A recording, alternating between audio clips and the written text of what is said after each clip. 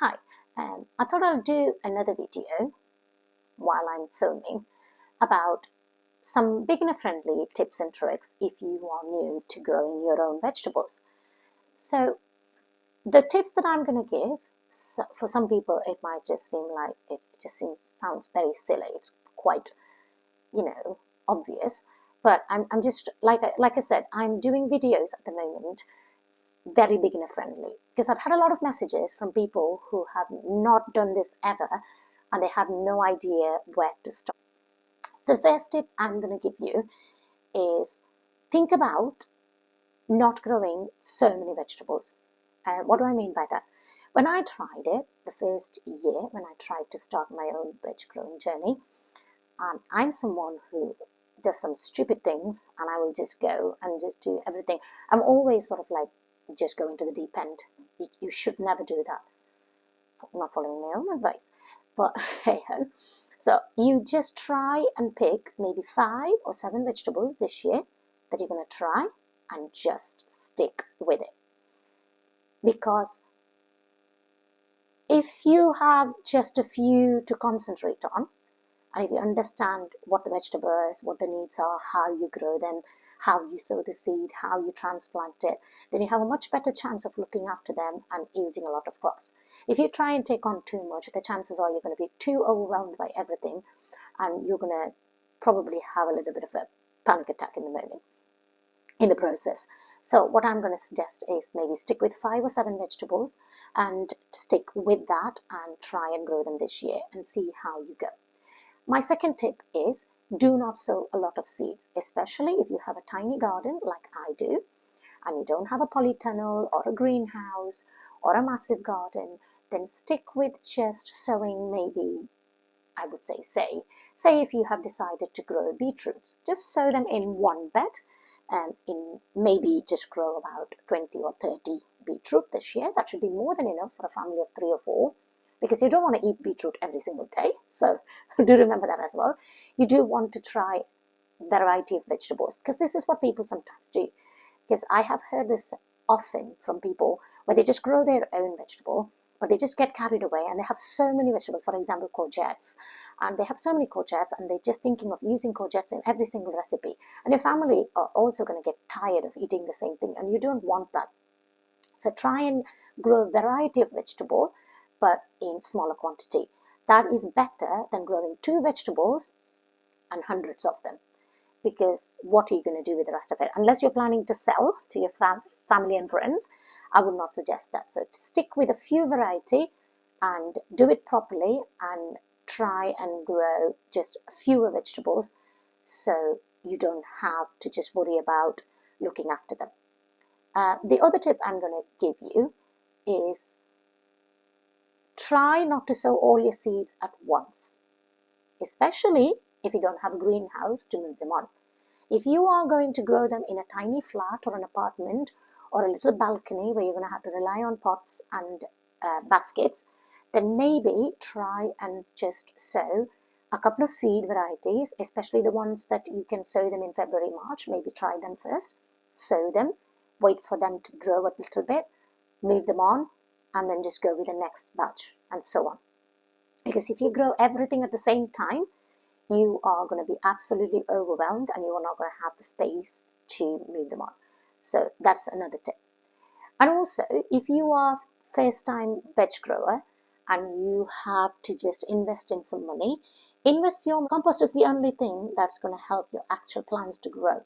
Even for your beds, pots, everything, just a multi-purpose compost would be more than enough, but invest in that rather than buying seed trays and lots of things. You may see in my other seed sowing tutorials and things like that, I always use punnet trays, I use yogurt pots for little pots. Wherever you can recycle, you don't even have to go and buy watering can. Use a milk bottle that you recycled, because that's more than enough. You just really think about where you are spending your money on. The only thing your plant is going to need, because especially with my vegetables, I do not put any fertilizers or any pesticides on any of my vegetables. They get compost once a year on the beds, and if they're growing in the pots, and that's it. They grow on that nutrition throughout their life, and then I just stop it again the following year. So the money you should be investing, it should only be in compost. Don't go and seeds, of course. Don't go and buy unnecessary things. Okay, and also the next tip that I'm going to give you is choose, I'm going to recommend you my 7, I'm thinking 5 maybe, but then I'll add 2 more that they do have a little bit of risk, but they are actually not that hard to grow. So I'm going to give you 7 vegetables that you can happily grow with no prior knowledge, or it's gardening is a little bit of work. I'm not going to just say these are plants that you can just plant them on the ground and just literally just pretend like they don't exist. That's not what I'm trying to say. What I'm trying to say is easy to care for vegetables that needs little to no care. That word of caution. Remember what I'm saying here. So little to no care, and they will grow happily, and you're not going to spend a lot of your time, especially if you're a full-time working person like I am, and you have to rely on your evenings to go out into the garden, or your weekends, then you do try these 7 vegetables that I'm going to recommend at the end of this video. And they are the ones, and I'll also tell you some varieties as well that are much easier to look after and disease and pest resistant to a certain extent. Anything is only resistant, pest resistant or disease resistant to a certain extent. If you're going to get disease, you're going to get disease in your plant. You're going to have to deal with it later on. But most of the variety that I'm going to suggest here are going to be one of those ones that deemed to be, like traditionally very reliable varieties. So I'll recommend 7 of my favorite vegetables that you should grow, and some I'll recommend you some varieties as well.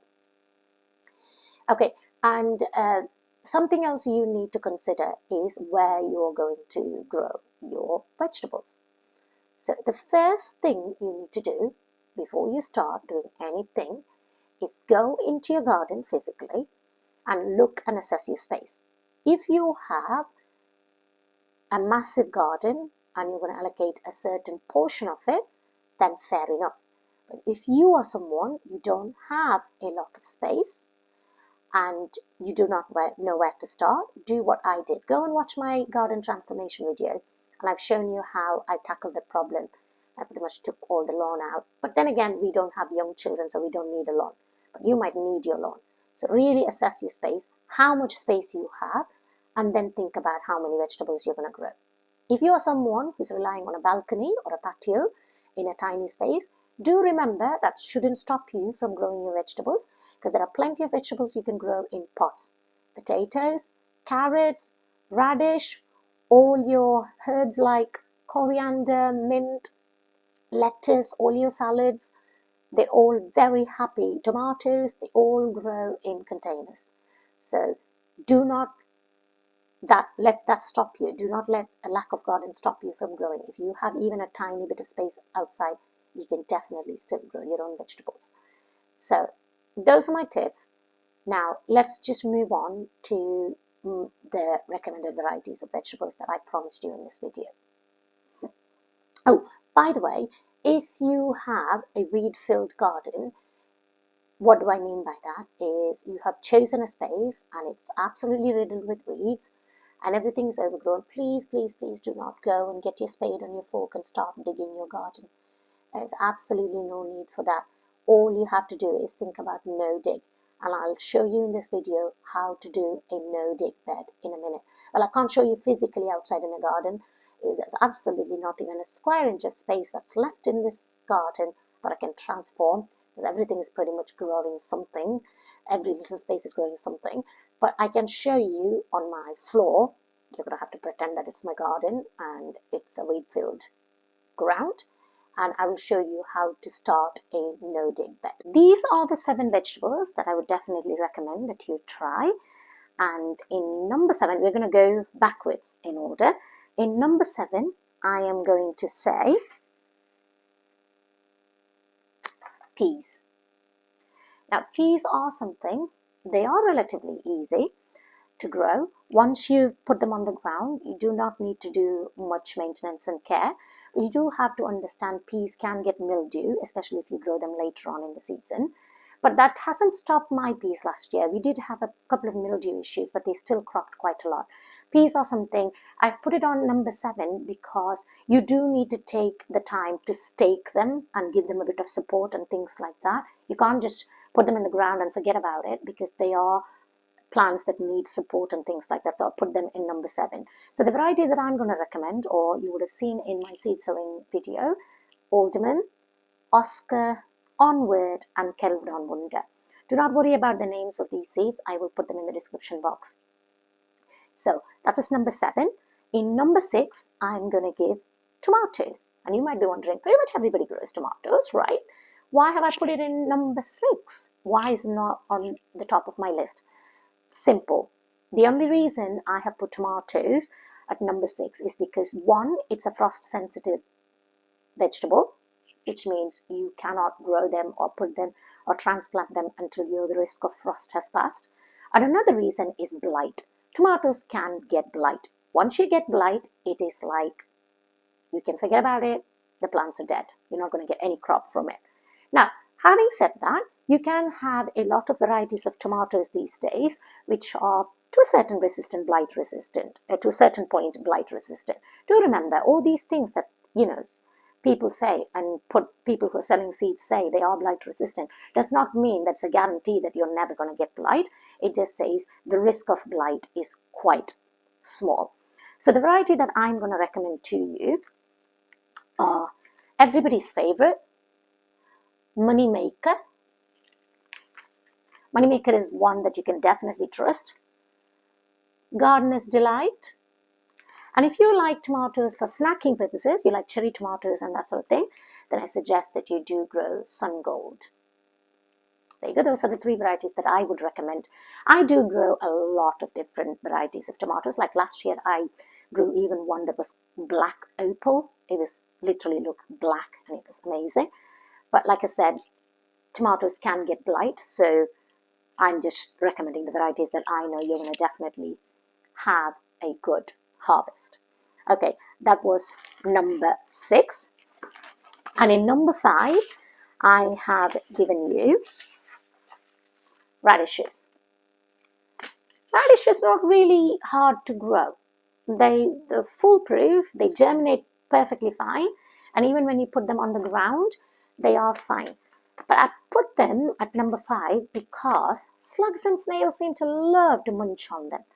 But then again, slugs and snails love every single plant. They are garden nemesis, so you have to put up with them. So anyway, so I have put that as number 5 because of that one particular reason. At number 4, I've got sweet corn here for you. I don't know. So I have heard other people say sweet corns are really hard to grow. For me, sweet corns have been absolutely fine.